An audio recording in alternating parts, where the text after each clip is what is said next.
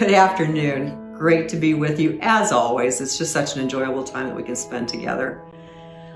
I've given some thought to the fact that over the centuries there's been so many religious artworks that have been produced, thousands of them that are easily recognizable, and many of them evoke very deep emotions within us.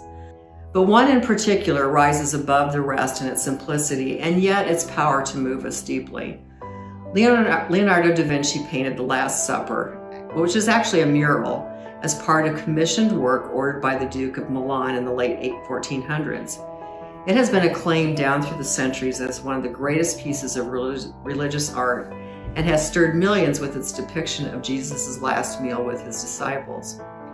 In November of 2019, Ralph and I were very fortunate to see the carved rendition of The Last Supper in the Upper Room Chapel in Nashville, Tennessee. In the quiet of this chapel, the magnificence of this wooden depiction of Da Vinci's masterpiece was awe-inspiring, to say the least.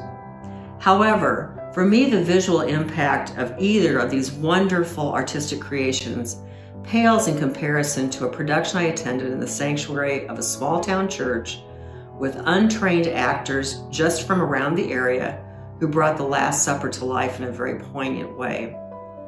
The play is based on the account in the Gospel of John at the very moment in which Jesus reveals that one of the 12 will betray him. It reads, "After he said this, Jesus was troubled in spirit and testified, 'Very truly I tell you, one of you is going to betray me.' His disciples stared at one another at a loss to know which of them he meant. One of them, the disciple whom Jesus loved, was reclining next to him.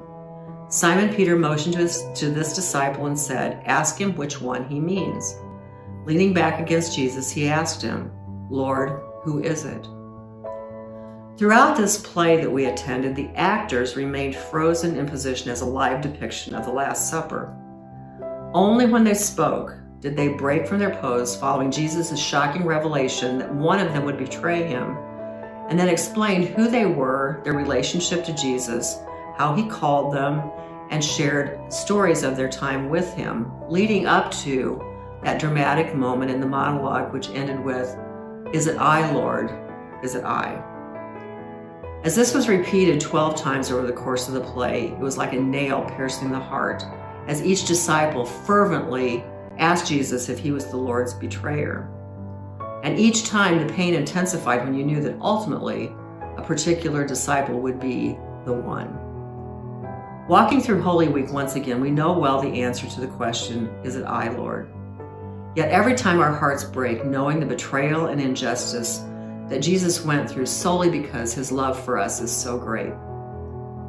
And once again, despite the pain and betrayal of Holy Week, we know the rest of the story.